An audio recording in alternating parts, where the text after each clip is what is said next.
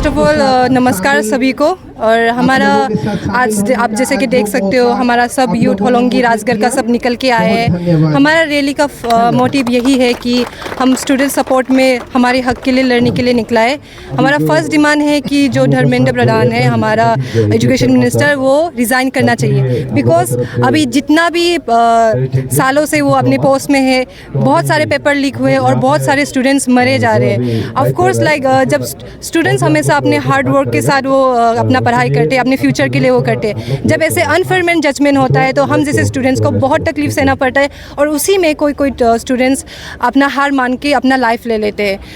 हमेशा ये सब वो होके आ रहा है हमारे एजुकेशन सिस्टम में, लेकिन कोई भी आवाज़ नहीं उठाता है। सो रिसेंटली हमारा जो सोनम वांगचुक सर है वो निकल के आए हैं हंगर स्ट्राइक में बैठे हुए, तो हम उनकी सॉलिडरिटी में, उनके सपोर्ट में हम लोग भी सब निकल के आए कि एक इंसान जो हमारे सपोर्ट में खड़ा हुआ है, हम लोग उनका साथ देंगे और हम भी अपना राइट्स लेके रहेंगे। क्योंकि अगर एक इंसान जो हम लोग के वोट से वो लोग आगे गए हैं और एजुकेशन सिस्टम में बैठे हैं, वो लोग हमारे जो फ्यूचर है उसको एक गेम समझ के बैठे हैं।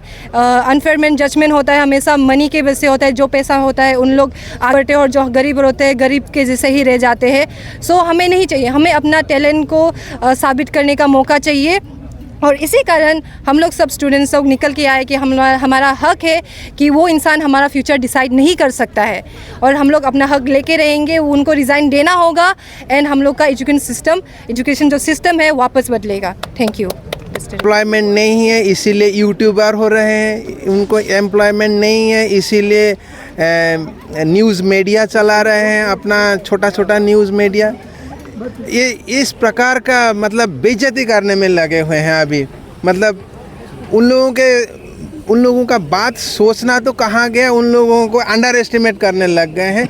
ये कतई हमारे जुबा शाम हजम नहीं कर रहे हैं। इसके लिए आज जो देखा गया होलोंगी में, ये रियली हिस्टोरिकल बात है, ये वंडरफुल है मेरे लिए। इतना ही कहना चाहूँगा। सरकार से क्या गुजारिश होगा आपका? सत्ता को युवाओं के बात सुनना पड़ेगा, नहीं तो युवा लोग सत्ता को हटाएंगे।